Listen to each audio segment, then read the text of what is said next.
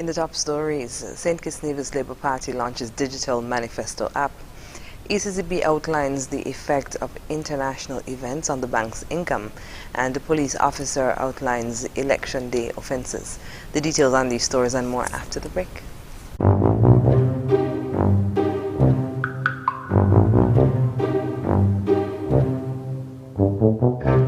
Seriously, there's a better way to beat the heat. Get an air conditioning unit at Courts, starting at $1,299. Get free installation on your purchase. Plus, with Ready Finance, you can shop now and pay nothing for 60 days. Courts, bringing value home. Conditions apply. Mosoka, mosoka, mosoka, mosoka, mosoka, mosoka, mosoka, mosoka, mosoka, mosoka.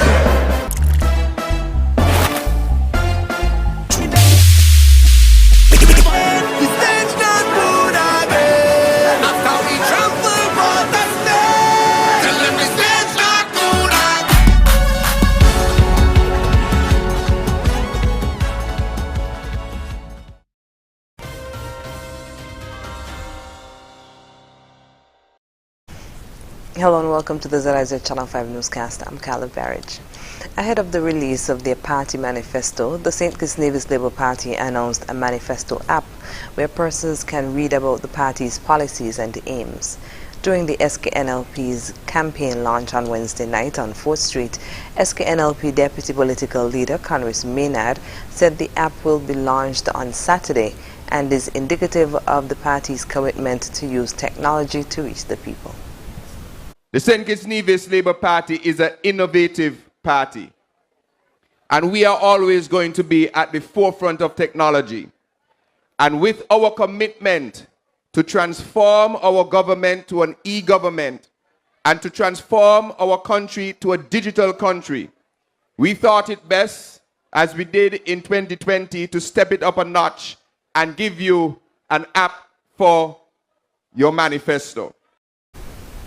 He said the app allows everyone to read about each of the pillars that make up the party's manifesto. And so we have one pillar here that is your jobs and economy.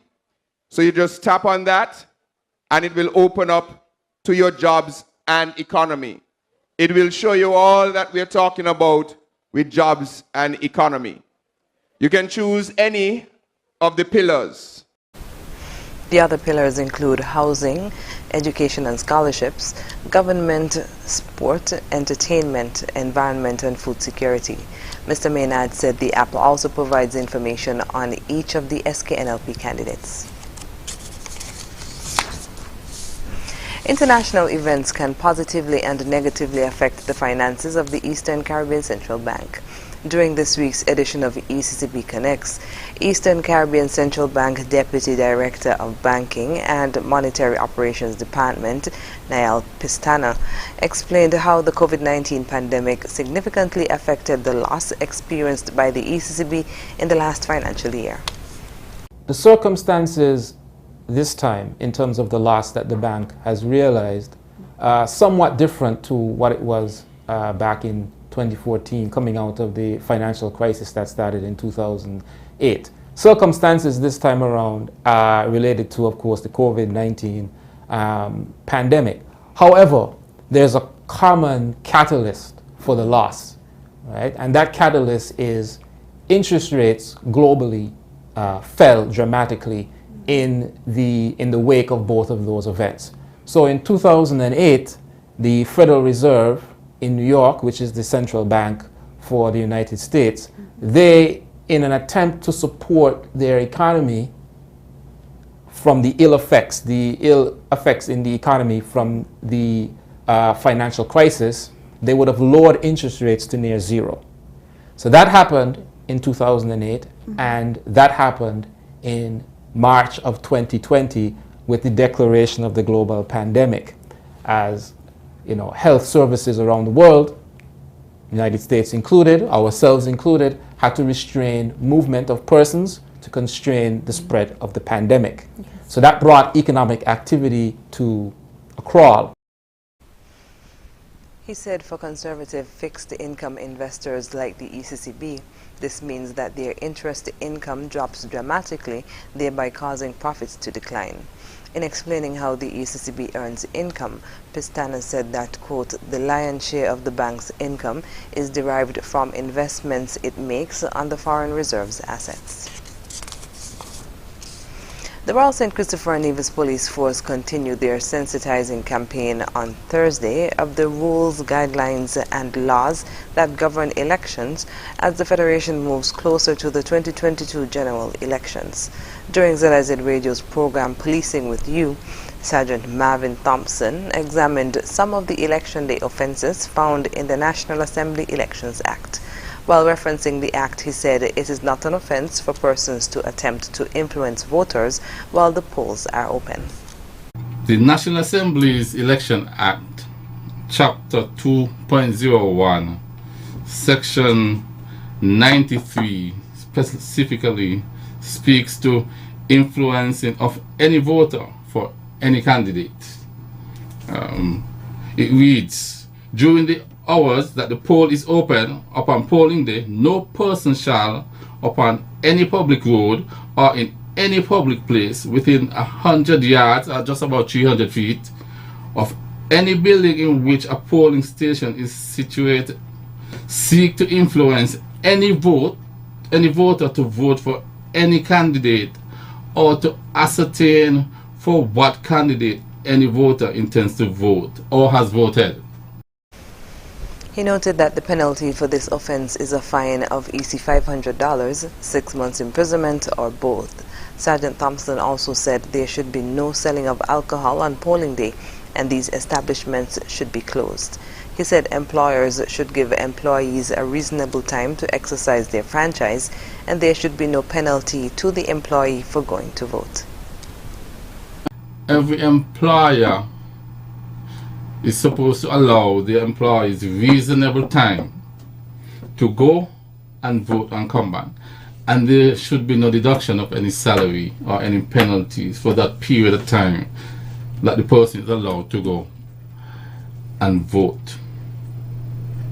So if reasonable time, depending on where the person is voting, turns out to be 4 hours or half a day, the employer cannot determine that they will deduct that amount from the person's salary or wage because the person does not work. That is an offense. The penalty for that is $5,000 or imprisonment for 6 months. Sergeant Thompson also stated that offenses committed by polling officers are High Court matters. If the presiding officer or poll clerk permits any person who they know or they have reasonable cause to believe that that person is not properly registered, but for some reason they allow that person to vote, the polling officer has committed an offense. And maybe it is because of the responsibility that the polling officer has, but the penalty for that is to commit an offense against the act, and on conviction, on indictment, that means that is what we would say a High Court matter. No, we're talking indictment. That is for the polling clerk. Liable to imprisonment for a term not exceeding 2 years. The 2022 general elections are slated for Friday, August 5th. After the break, US and UK sales team returned to St. Kitts and summer residential camp building a future leader. Stay with us. Elevate your experience with Flow's fiber-fast internet and mobile combined. Enjoy double data and unlimited talk on 4 mobile lines. Plus up to 35 megabits per second home internet speed at the best rate, giving you the best value to stay connected. I think our Flow mobile is elevated. You think? An elevated experience starts with Flow at home, powering double data and unlimited talk on 4 mobile lines at the best rate. Visit the Flow store to sign up today.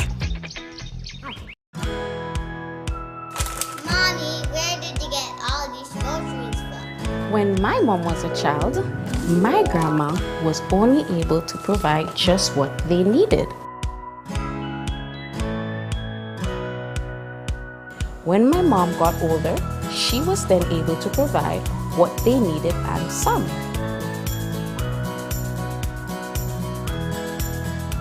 But now, with FlexPay, I am able to get everything we need and lots more with cashback.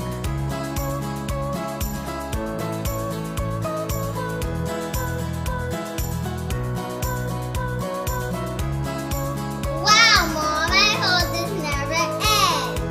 For the last 25 years, SN Hospice Company Limited has given customers millions in cashback for free groceries with every hire purchase in their never-ending cashback.